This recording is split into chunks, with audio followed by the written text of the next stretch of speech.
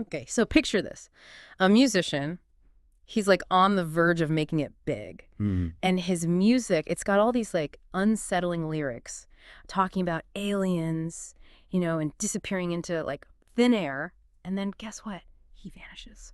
Poof, gone. Sounds like, I don't know, a movie or something, right? Yeah, it's one of those cases where, truth is stranger than fiction. The real world, it can be pretty wild sometimes. Oh, absolutely. And that's what we're diving into today. The 1975 disappearance of this folk rock musician, Jim Sullivan. It's like he just stepped off the face of the earth. We've got this article, it's called Pasted Text, and it goes deep into his life and this whole crazy disappearance, all the theories, everything. So we're going to try to, untangle this whole mess. We're going to look at the facts, the music, all the rumors, see if we can figure out, what's the most likely thing that happened to this guy. Right, let's break it down. First things first, who is Jim Sullivan? And to be honest, I wasn't really familiar with his music before all this. Yeah, he wasn't exactly a household name, but he was, making a name for himself back in the late 60s, early 70s. LA music scene. He even put out an album in 1969, called it UFO. UFO, huh? Yep. And he, rubbed shoulders with some big names, the Eagles, Phil Spector. Yeah. But that, big break, Yeah. it always seemed to just, slip away from him. And this album, this UFO album, it's more than just a title, right? Like the lyrics are almost, I don't know, prophetic or something. Looking back, that is. He sings about leaving Earth, disappearing, even aliens like abducting him. It's kind of creepy when you think about it. Oh, yeah, it's definitely eerie, especially knowing what happened.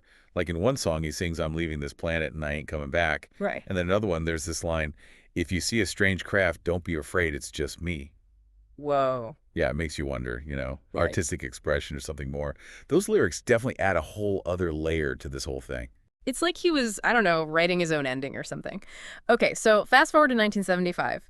Jim decides to pack it up, leave LA, and head to Nashville, hoping to jumpstart his career, I guess. He sets off on March 4th, driving solo in his Volkswagen Beetle, of all things. Yeah, alone. It was a long drive, especially back then. And, well, this is where things get a little murky. He never actually made it to Nashville. What happened? Did he have car trouble? Was there an accident or something? Details are, really sketchy. What we do know is he made it to Santa Rosa, New Mexico, small town about 70 miles east of Albuquerque. And it's important to note, this isn't the Santa Rosa most people think of, the one in California. This one, it's smack dab in the middle of the New Mexico desert. Anyway, he checks into a motel, but never actually sleeps in the room. There were sightings of him walking away from his car near the motel, heading into the desert. Wait, he just walked into the desert just like that? Left everything behind? I don't know, that's weird. Well, not everything. His car turned up abandoned a few miles away, on a ranch. And this is where it gets even weirder. Inside the car, his guitar, wallet, ID, all his stuff. But no Jim Sullivan. Hold on, so he just wanders off into the New Mexico desert for no reason, but leaves all his valuables in the car? I mean, what was he thinking? This is like something out of the Twilight Zone. Right, and get this, the ranch where the car was found, known for having these ranchers who weren't exactly welcoming to outsiders, they had a bit of a reputation. Okay, so now we've got a missing guy, the middle of nowhere, and some, let's say, unfriendly ranchers thrown into the mix. This isn't sounding like the Twilight Zone anymore. This is like a straight-up mystery thriller. It definitely raises some red flags, and then, you have those lyrics from UFO kind of echoing in the background. It's like the perfect recipe for a whole lot of speculation. Oh, yeah. People definitely started speculating. There are so many theories about what happened. I can't wait to dig into all of them. Where do we even begin? So we've got this musician, Jim Sullivan, and it seems like he just, poof, vanished into thin air, right in the middle of the New Mexico desert. Abandoned car. Creepy lyrics. And some ranchers who, well, let's just say they weren't known for being the welcoming type. Let's get into the theories surrounding his disappearance. Maybe we should start with the simplest one. Yeah, the desert itself, it's a harsh environment. It can be really unforgiving, especially if you're not prepared. People tend to underestimate it, especially back then, in the 70s. No cell phones, no GPS, dehydration, heat stroke, getting lost. It could all happen so fast. Yeah, I can see that. So he's seen walking into the desert. Maybe he was confused, disoriented or something. It wouldn't take much for him to lose his way and, well, yeah, succumb to the elements. But wouldn't they have found something? His remains, some sign of him. Well, that's the thing about the desert, right? It's huge. And it's constantly changing. Even with all the technology we have today, searches can be really difficult. Imagine back then. Plus, you've got the sun bleaching bones, animals scattering remains, wind and erosion burying things. It's possible, for a body to just disappear. So, like, the desert just swallowed him up, no trace. It's a sad thought, but it does make sense given what we know. But let's, I don't know, play devil's advocate for a second. What if something more sinister happened? Like, what about those ranchers? What would we be looking for to, like, support that theory? Well, I'd want to know more about the ranch itself. Like, did they really search it thoroughly? Any signs of a struggle? Maybe something they missed the first time around? Was there any disturbed earth? Or, I don't know, unusual smells? Did they use, like, ground-penetrating radar, to see if anything was buried? And what about the ranchers themselves? Were they questioned? Did they have solid alibis? That's a creepy thought. Like, what could have been going on at that ranch that would make someone want to get rid of a witness? Permanently, I mean. Well, you got to remember, this was back then. Rural areas, they were often used for all sorts of shady stuff. Far away from the cops.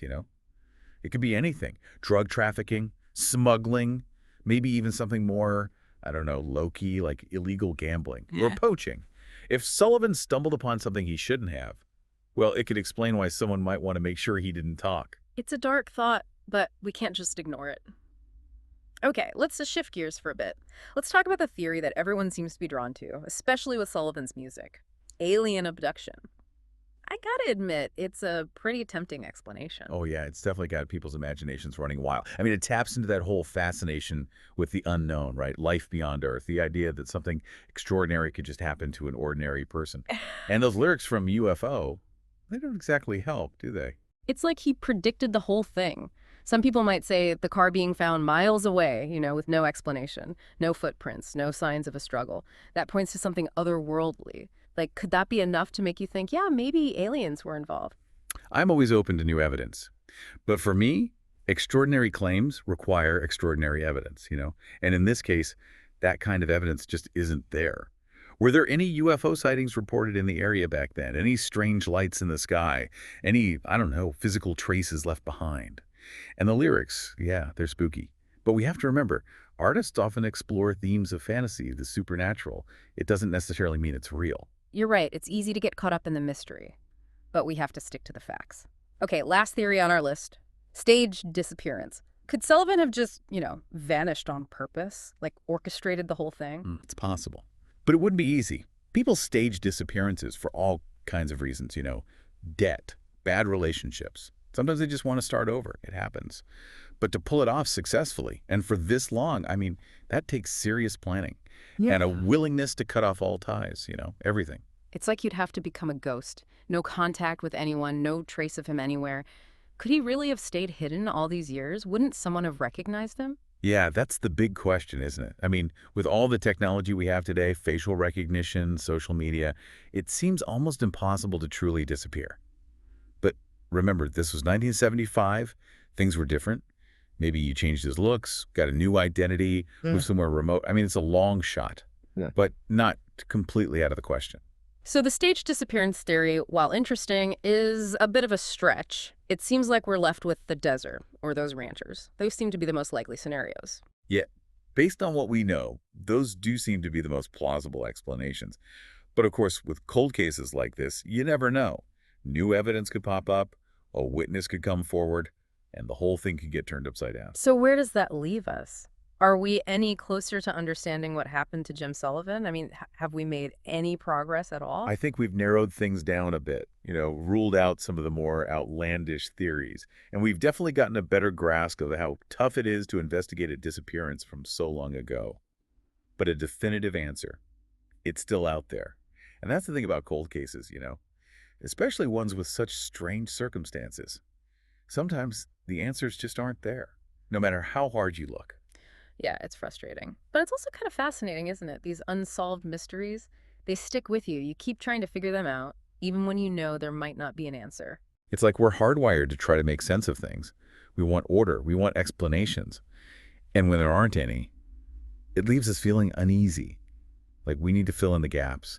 And I guess in a way, the mystery itself becomes part of the story. Like we become detectives ourselves, trying to put the pieces together, trying to crack the case. And maybe that's what keeps Jim Sullivan's story alive, even after all these years. Absolutely. The music, the mystery, the unanswered questions, they all add to the legend of Jim Sullivan. Okay, we've really gone deep into the theories, the evidence, the whole shebang.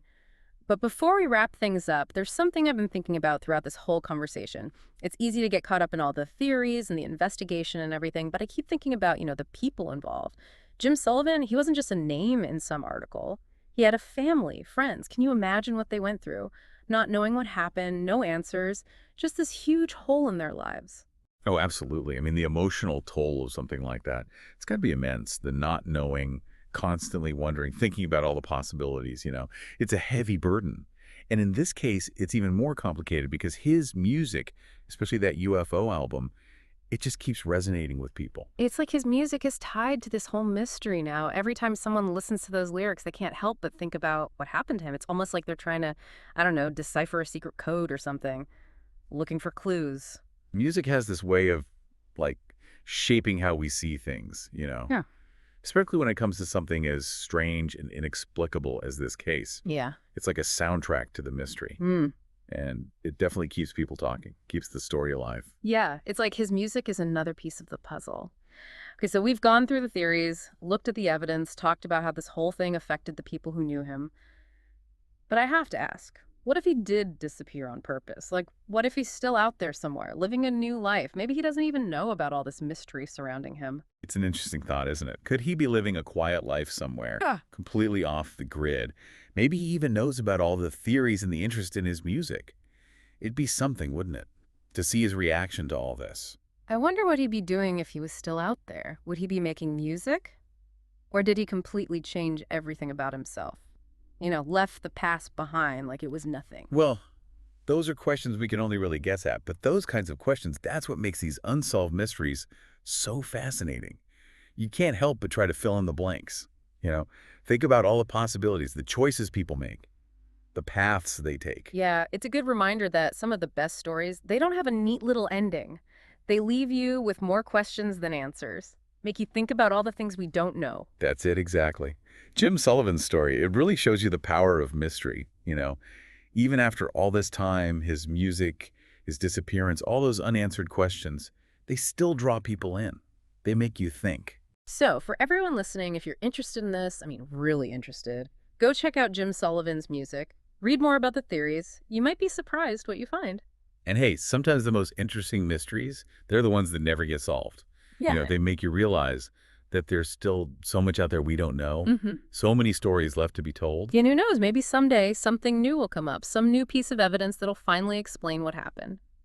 Until then, the mystery of Jim Sullivan, well, it lives on.